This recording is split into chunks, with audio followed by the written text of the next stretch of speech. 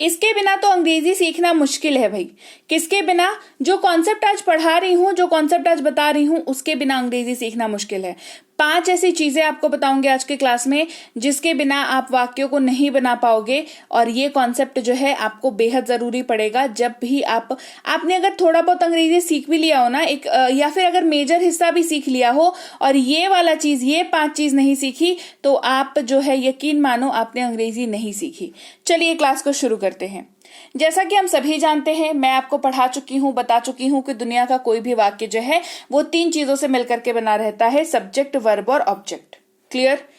Right? ये 3 चीज रहती है, कर्ता, क्रिया और कर्म। अब जिनको नहीं पता सब्जेक्ट, वर्ब और ऑब्जेक्ट क्या होता है, वो मेरी पहले की क्लासेस को जाकर के देख सकते हैं कि हाँ SVO यानी कि सब्जेक्ट, वर्ब, ऑब्जेक्ट क्या होता है। सब्जेक्ट की हिंदी होती है कर्ता, वर्ब यानी कि क्रिया, ऑब्जेक्ट यानी कि कर्म। कर्ता यानी कि वाक्य में जो चीज, जो काम कर रहा है वो कर्ता होता है, जो काम हो रहा है वो क्रिया होता है, और उस काम का प्रभाव जिसके ऊपर पड़ रहा है वो कर्म होता है। जस्ट एक क्विक सा रिविजन करा दिया, दैट इज इट। डिटेल्ड जो है वो मैंने ऑलरेडी इसकी क्लास ले रखी है, तो आप जो है प्रीवियस क्लासेस में जाकर के देख सकते हो। उदाहरण के तौर पर देखो, उसने मुझसे कहा, इस वाक्य की अंग्रेजी अगर हमें करनी है तो हमें कुछ नहीं करना, हमें सिंपली इसमें सब्जेक्ट, वर्ब और ऑब्जेक्ट को ढूंढ लेना है, जिसके साथ ही ये बन जाएगा ही टोल्ड मी। जहां पर ही हमें पता है सब्जेक्ट है, टोल्ड टेल से बना है टोल्ड, तो वो क्रिया है, और मी जो है वो ऑब्जेक्ट है। हम जिम जाते हैं, ये वाला वाक्य देख लो, यहां पर भी हमें सब्जेक्ट, वर्ब और ऑब्जेक्ट को जोड़ करके लिख देना है। क्या? हम यानी कि वी, गो यानी कि वर्ब हो गया यहां पर, और टू जिम ये ऑब्जेक्ट हो गया। सॉर्टेड है ना, सिंपल वाक्य बन गया। लेकिन क्या हो अगर वाक्य में सब्जेक्ट हो ही ना, तो ऐसा कैसे हो सकता है? जी बिल्कुल हो सकता है, बिकॉज अंग्रेजी जो है एक लैंग्वेज है, और सबसे खास बात अंग्रेजी की यह है कि हम बोलचाल की भाषा में इसको के तौर पर इसको इस्तेमाल करते हैं, और इसमें यह पॉसिबल है कि ऐसा वाक्य आपको दिखे कि जिसमें सब्जेक्ट हो ही ना, या इनडायरेक्ट हो, या छुपा हुआ हो। खैर काफी सारी लेयर्स की बातें हैं, बट आज की क्लास जो है वो इसके ऊपर होने वाली है कि आप ऐसे वाक्यों को कैसे बनाएंगे जिसमें सब्जेक्ट हो ही ना, जिसमें सब्जेक्ट ना हो। तो 5 कुल ऐसी चीजें बताऊंगी जिसके बाद इस तरीके के वाक्य जहां पर सब्जेक्ट ना हो, तो आप उनको कैसे डील कर सकते हो, कैसे आप उन वाक्यों को भी ट्रांसलेट कर सकते हो। चलिए क्लास को शुरू करते हैं। ऐसे जो वाक्य हैं जहां पर सब्जेक्ट ना हो, उनको इट की मदद से बनाया जाएगा। IT इट इसको पढ़ते हैं। क्या पढ़ते हैं? IT इट इसको पढ़ते हैं। इसकी मदद से ही ये वाक्य बनेंगे, और जिसके लिए हमारे पास कुल 5 नियम हैं। सबसे पहला नियम, अगर हिंदी वाक्य की शुरुआत में, ध्यान दीजिएगा बहुत इंपॉर्टेंट कॉन्सेप्ट है, अगर हिंदी वाक्य की शुरुआत में दिन, आज, कल, परसों, सोमवार, बुधवार, दशहरा, छुट्टी जैसे शब्द हो, ऐसे वाक्यों में इट का यूज किया जाता है। क्या? दिन हो, आज, कल, सोमवार, बुधवार, दशहरा, छुट्टी, ये सारे शब्द अगर आपको वाक्य में दिख रहे हैं तो आप बिल्कुल निश्चिंत होकर के इट का इस्तेमाल कर सकते हैं। कैसे, वो भी देख लीजिए। स्ट्रक्चर क्या फॉलो होगा पहले वो समझ लीजिए। सबसे पहले इट लगेगा, उसके बाद इज नहीं तो वॉज लगेगा, डिपेंडिंग कि वाक्य जो है वो प्रेजेंट में है या पास्ट में है। उसके बाद डे लग जाएगा। जैसे आज सोमवार है, सबसे पहली चीज है ना। सबसे पहली चीज हमें क्या देखना है कि क्या वाक्य में दिन की बात हो रही है, तो हाँ सोमवार की बात हो रही है, और वाक्य क्या है? प्रेजेंट में है। तो आज सोमवार है, इसको बनाएंगे इट इज मंडे टुडे। अब इमेजिन करके देखो, अगर इट का पता नहीं होता तुम्हें, आज सोमवार है, तो क्या बनाओगे इस वाक्य को? बताओ। मंडे टुडे बनाओगे क्या इस वाक्य को? लोग बनाते हैं, इसमें हंसने वाली बात तो कोई है नहीं, है ना। लोग बनाते हैं क्योंकि उनके पास ये कॉन्सेप्ट नहीं है। मेरी कोशिश होती है आपकी जो लर्निंग है उसमें कोई कमी ना बचे, ताकि आपको कल को ये पता चले कि अच्छा ये वाली चीज नहीं सीखी थी, तभी तो नहीं बोल पा रहे थे। मैं बताऊं, आप जो है अगर मुझे फॉलो कर रहे हैं, हमारे channel English with B banker को फॉलो कर रहे हैं, और मुझे प्रीति मैम को फॉलो कर रहे हैं, आपके पास ये बोलने के लिए बचेगा ही नहीं कि हाँ मुझे ये चीज नहीं पता है। मैंने इतना अभी तक पढ़ा रखा है, अभी भी पढ़ा रही हूं, और अभी भी चीजें हैं जो मुझे और पढ़ानी है आगे जाकर के, क्योंकि ये बहुत एक्सटेंसिव है। आप जो है आप सोच भी नहीं सकते हो, आपकी सोच से इतनी बड़ी है चीजें जो आपको लर्न करनी है। और क्योंकि आप मेरे साथ जुड़े हुए हो तो आप इन चीजों को बेफिक्र रहो, लर्न करोगे। ठीक है, तो ये कॉन्सेप्ट अगर नहीं हो आपके पास कि आप इट को सब्जेक्ट के तौर पर यूज कर सकते हो, इस वाक्य को बना पाओगे? हाँ, शायद बना लोगे क्योंकि अंग्रेजी सीख ली है, लेकिन गलत बनाओगे। इट यूज करना है ये तो नहीं पता ना हमें, इट को सब्जेक्ट की जगह पर यूज कर सकते हैं ये तो हमें नहीं पता, राइट? चलो, आज सोमवार है, इट इज मंडे टुडे। कल मंगलवार था, वाक्य क्या है कि कल मंगलवार था। क्या बोलेंगे? It was Tuesday yesterday. कल था ना, कल था। सबसे पहले तो बीते हुए कल की बात हो रही है जिसको अंग्रेजी में यस्टरडे बोलते हैं। उसके बाद क्या है? था है वाक्य में, मतलब वॉज का यूज होगा। क्लियर? ठीक है, इट वॉज ट्यूजडे यस्टरडे। कल छुट्टी है, कल छुट्टी है। It is holiday tomorrow, it is holiday tomorrow. इसको बिना इट का इस्तेमाल किए, बिना इट का कॉन्सेप्ट इस्तेमाल किए इसको ट्रांसलेट करके बताओ, नहीं कर पाओगे ना।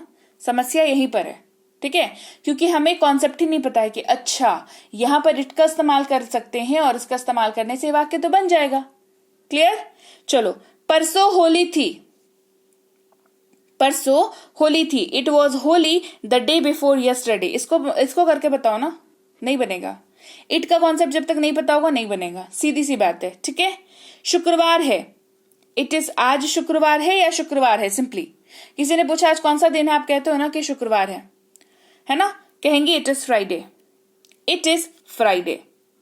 तो क्लास को आगे बढ़ाने से पहले अगर आप चाहते हो अंग्रेजी पढ़ने के लिए कोई कोर्स करना, अंग्रेजी बोलने के लिए कोई कोर्स करना और अंग्रेजी की ग्रामर को मजबूत करने के लिए कोई कोर्स करना, तो आपको जो है, आपको वन स्टॉप डेस्टिनेशन यानी कि आपकी जो मंजिल है वो होनी चाहिए बी बैंकर इंग्लिश की ऐप। गूगल प्ले स्टोर पर जाएं, वहां पर हमारी ऐप सर्च करें बी बैंकर लिख करके। बी बैंकर इंग्लिश के नाम से ऐप मिलेगी जहां आप इसको डाउनलोड और इंस्टॉल कर सकते हैं। अपने आप को रजिस्टर करके आप कोई सी भी कोर्स कर सकते हैं। जो कोर्सेज अवेलेबल है स्पोकन इंग्लिश की, रीडिंग की और ग्रामर की, साथ ही साथ आप हमारी ई बुक्स भी वहां से ले सकते हैं। और इसके साथ ही चलिए इसके आगे डिटेल्स जो है क्लास के एंड में बताऊंगी। फिलहाल चलिए क्लास को आगे बढ़ाते हैं, दूसरे नियम की बात करते हैं, दूसरे रूल की बात करते हैं। अगर किसी हिंदी वाक्य में समय हो गया है, समय हो चुका है या समय हो गया था, समय हो चुका था, ऐसे वाक्यों में इट का प्रयोग होता है। ठीक है, कोई चीज जो है वो समय के रिस्पेक्टिव में हो गई थी, हो गया है, हो चुका है या हो चुका था, तो हमें इट का प्रयोग करना है। एग्जाम्पल दूंगी, बेटर समझ में आएगा। अगर थोड़ी सी भी डाउट या कंफ्यूजन जैसी हो रही है तो घबराइए नहीं, एग्जाम्पल से समझ जाएंगे किस टाइप के वाक्य की बात कर रही हूं। स्ट्रक्चर कुछ ऐसा होगा, इट हैज बीन नहीं तो हैड बीन। ये हैज बीन यूज होगा जब प्रेजेंट का वाक्य होगा, हैड बीन यूज होगा जब पास्ट का वाक्य होगा और उसके साथ टाइम लिखा जाएगा। कैसे देखो, 5 दिन हो गया है, इससे कॉमन वाक्य मिलेगा क्या? हमारे लाइफ में ये वाक्य क्या अनकॉमन है? नहीं हुआ है, नहीं है ना, हमारे सबके लाइफ में ये वाक्य है। आज 5 दिन हो गया है, ठीक है, तो क्या कहेंगे? It has been 5 days, it has been 5 days। 5 दिन हो गया है, इट हैज बीन 5 days। 3 साल हो चुके हैं, 3 साल हो चुके हैं, it has been 3 years, it has been 3 years। कई दिन बीत गए हैं, it has been many days, कई दिन बीत गए हैं, it has been many days।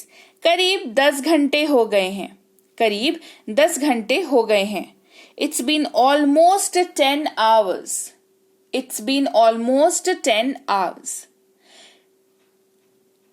4 घंटे हो चुके थे, 4 घंटे हो चुके थे, it had been 4 hours, it had been 4, क्योंकि ये पास्ट में है, थे है ना, यहाँ पर पास्ट में है तो इट हैड बीन लग जाएगा वहां पर। ठीक है, आगे बात समझ कि इस तरीके के वाक्य कैसे ट्रांसलेट करेंगे। अब तीसरे नियम की बात करते हैं। क्या बोला? 5 नियम बताऊंगी, अभी तीसरा चल रहा है। अगर किसी हिंदी वाक्य में समय लगने का जिक्र हो तो ऐसे वाक्यों में इट का प्रयोग किया जाता है। समय लगने का, समय लगने का, ठीक है। कैसे स्ट्रक्चर होगा? इट के साथ वर्ब नहीं तो हेल्पिंग वर्ब यूज होगा और उसके साथ टाइम यूज होगा। ठीक है, इट लग जाएगा, वर्ब लगेगा, नहीं तो हेल्पिंग वर्ब लगेगा, दोनों में से कोई एक, और उसके साथ टाइम लगेगा क्योंकि समय लगने की बात हो रही है। ठीक है, 20 मिनट लगते हैं, 20 मिनट लगते हैं, समय लगने की बात हो रही है, बताया ना समय लगने की बात होगी तो 20 मिनट लगते हैं। It takes 20 minutes, it takes 20 minutes. ये क्या है? टेक जो है वो एक वर्ब है और क्योंकि इट के साथ लग रहा है तो एस लग रहा है, टेक्स हो जा रहा है। ठीक है, एस या एस वाला कॉन्सेप्ट के ऊपर भी क्लास करा चुकी हूं। बोला ना, ऐसा कोई कॉन्सेप्ट मैं छोड़ती नहीं हूं जिसकी वजह से आपको डाउट आए। ठीक है, तो वो वाले क्लास को देख लेना, एस और एस किस केस में लगाते हैं तो वो वाली क्लास देख लेना। ठीक है, इट टेक्स 20 मिनट्स, 20 मिनट लगते हैं। अच्छा, अगर कहना हो 20 मिनट लगेंगे, जैसे किसी ने बोला कि जाओ ना जल्दी तैयार हो जाओ, हमें पार्टी में जाना है, तो कितना टाइम लगेगा? आप बोलोगे अरे बस 20 मिनट्स लगेंगे, 20 मिनट बस लगेंगे। इससे कॉमन वाक्य मिलेगा क्या? इससे कॉमन वाक्य भी बोल लेते हो क्या जीवन में? कॉमन है ना भाई, हमारे सबके जीवन में आम वाक्य हैं ये सारे, है ना। कैसे करेंगे translate? It will take 20 minutes. करके बताओ बिना इट के हेल्प के। नहीं, इस कॉन्सेप्ट के बिना करके बताओ, फंस जाओगे। 20 मिनट की जगह 20 घंटे लग जाएंगे ट्रांसलेट करने में। नहीं, मोबाइल का सहारा है वो मैं समझती हूं, पर नॉलेज नाम की भी चीज होती है। नहीं, मोबाइल का सहारा ही लेने की जरूरत ना पड़े तो फिर, राइट। 20 मिनट लगेंगे, इट विल टेक 20 मिनट्स। थोड़ा समय लग रहा है, थोड़ा समय लग रहा है। It is taking some time, it is taking some time. आधा घंटा लग गया है, it has taken half an hours. ये वाली कंप्लेन तो हर घर में होती है जहां पर भी लड़कियां होती हैं या औरतें होती हैं, तैयार होने में समय लग जाता है ना। और फिर बाहर से आवाज क्या आती है कि आधा घंटा लग गया है। अरे तुम तब से 5 मिनट बोल रही हो, आधा घंटा लग गया है। अंग्रेजी में बोलिए ना, it has taken half an our, it has taken half an hours. 10 minute लगे, इट टुक 10 मिनट्स। 10 मिनट लगे, इट टुक 10 मिनट्स। चलिए आगे बढ़ते हैं। 1 घंटे से ज्यादा का समय लग रहा था। थोड़े एक्सटेंसिव बड़े वाक्य। 1 घंटे से ज्यादा का समय लग रहा था। It was taking more than 1 hour, it was taking more than 1 hour. ठीक है, आधा घंटा हो चुका था। It had taken already half an hour, या it has already taken half an hour. ठीक है, दोनों में से कोई भी आप यूज कर सकते हो। 2 घंटे लगने चाहिए, it should take 2 hours, it should take 2 hours. कम से कम 2 घंटे पक्का लगने चाहिए, it must take at least 2 hours, it must take at least 2 hours. Clear हो गई बात? आगे बढ़ते हैं, 4th नंबर रूल की बात करते हैं, 4th नंबर कॉन्सेप्ट की बात करते हैं। अगर किसी हिंदी वाक्य में बारिश होने, बर्फ गिरना, ओला पड़ना जैसे नेचुरल घटना का जिक्र होता है तो उस वाक्य में भी इट का इस्तेमाल किया जाता है। ठीक है, स्ट्रक्चर इट, वर्ब नहीं तो हेल्पिंग वर्ब, साथ में नेचुरल इवेंट उसके बाद में जोड़ देंगे। जो भी होगा, बारिश पड़ना होगा, ओला गिरना होगा, जो भी नेचुरल इवेंट होगा उसको जोड़ देंगे। ठीक है, जैसे बारिश हो रही है, इससे कॉमन वाक्य क्या होगा भाई? बारिश हो रही है अंग्रेजी में बोलना है it is raining, it is raining. It लगाया, साथ में हेल्पिंग वर्ब लगाया और रेनिंग, नेचुरल इवेंट है ना, रेनिंग बारिश होना। बारिश होगी, इट विल रेन, बारिश होगी, इट विल रेन। बर्फबारी हो सकती है, it may snowfall, it may snowfall. क्या बारिश हो रही थी? Was it raining? क्या बारिश हो रही थी? Was it raining? यहां रोज बारिश होती है, it rains daily here, it rains daily here. ओले पड़ते हैं, इट हेल्स, हेल्स का मतलब होता है ओले पड़ना। ठीक है, हेल्स, हेल स्टॉर्म इसी वर्ड से बना है। ठीक है, बारिश हो चुकी है, इट हैज रेन्ड, बारिश हो चुकी है, इट हैज रेन्ड। अभी अभी बारिश हुई, it just rained, it just rained. आज बारिश होनी चाहिए, इट शुड रेन टुडे, आज बारिश होनी चाहिए, इट शुड रेन टुडे। कल रात से बारिश हो रही थी, it was raining since last night, कल रात से बारिश हो रही थी, it was raining since last night. 5वां और आखिरी कॉन्सेप्ट जो है इसका, वाक्य में समय बताने के लिए भी इट का प्रयोग किया जाता है। जैसे इट के साथ इज नहीं तो वॉज, डिपेंडिंग के प्रेजेंट का वाक्य है कि पास्ट का वाक्य है। प्रेजेंट का है तो इज लगा देंगे, पास्ट का है तो वॉज लगा देंगे। ठीक है, उसके बाद टाइम लिख देना। जैसे 2 बज गए हैं, 2 बज गए हैं, it is 2 o'clock, it is 2 o'clock। 3 बज रहे हैं, इट इज 3 o'clock, 3 बज रहे हैं, इट इज 3 o'clock। 5 बजे हैं, इट्स 5 o'clock। 5 बजे हैं, इट्स 5 o'clock। 4:15 बजे हैं, इट इज 4:15। सबसे पहले तो समझ लो 4:15 जो है उसको अंग्रेजी में 4:15 बोलते हैं, ठीक है। 4:15 कॉमन रहेगा, 4:15 हो, 3:15 हो, 2:15 हो, 1:15 हो, 12:15 हो, 10:15 हो, कुछ भी हो, सवा लगाना है, 4:15 लगा देना, उसके बाद वो नंबर बोल देना। जैसे 5:15 हो रहे हैं तो 5:15, सिंपल। 11:45 बज रहे थे, इट वॉज 11:45। देखो, अगर जो डिजिट है, मतलब जितना बजने की बात हो रही है वो बज चुका है और समय बीत करके आया है, तब तो सवा होता है ना। जैसे मान लो 4 बज रहे हैं, 4 तो बज गए ना पहले, उसके बाद सवा बजेगा तो 4:15 बोलते हैं। और 4 बजने में अगर 15 मिनट बाकी हो तो क्या बोलेंगे? 3:45 बोलते हैं उसको। बजा नहीं है, बजने वाला है, तो उसको अंग्रेजी में 4:15 बोलते हैं। एक को बोलते हैं पास्ट, 4:15, क्योंकि वो समय बीत चुका। एक आने वाला है तो 2 लगा देते हैं, 4:15, ठीक है। 11:45 बज रहे हैं, इट वॉज बज रहे थे, इट वॉज 4:45। 4:30 बजे हैं, it is 4:30। Again same logic है, 4 बज गया ना, उसके बाद आधा घंटा और बीत गया तो 4:30 हो गया। समझ रहे हैं बात को? 4 बज के आधा घंटा बीत चुका, इसीलिए एक तो हाफ हो गया, क्योंकि अगले आधे घंटे में 5 बज जाएगा।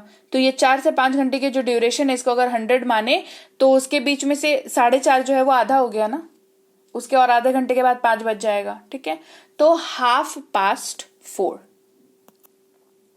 तो लीजिए भाई, ये थी आज की क्लास, जहां पर हमने ऐसे कॉन्सेप्ट को सीखा जिससे आप अब कोई सा भी वाक्य बना सकते हो, नो मैटर उसमें सब्जेक्ट हो या ना हो। आपको पता है अगर सब्जेक्ट ना हो तो क्या करना है, राइट?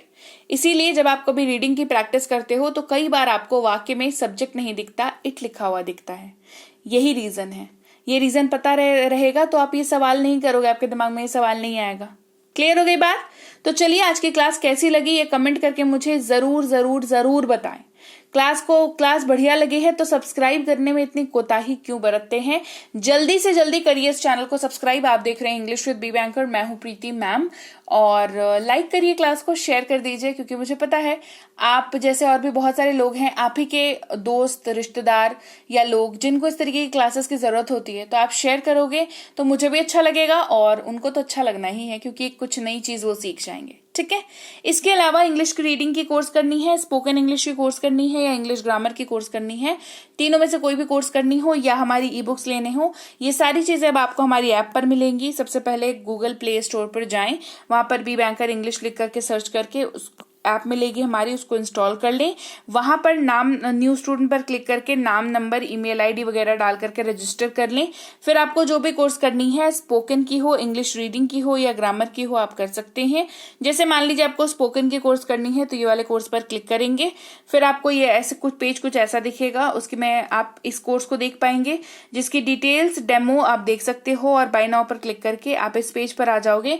यहाँ पर पे ऑनलाइन पर क्लिक करके आप पेमेंट कर सकते हो। पेमेंट पर क्लिक करते ही आप इस जगह पर आ जाओगे जहां पर आप गूगल पे, पेटीएम, फोन पे, क्रेडिट कार्ड, डेबिट कार्ड या नेट बैंकिंग किसी का भी यूज करके पेमेंट कर सकते हैं। पेमेंट हो जाते ही आपकी कोर्स ऑटोमेटिकली चालू हो जाएगी।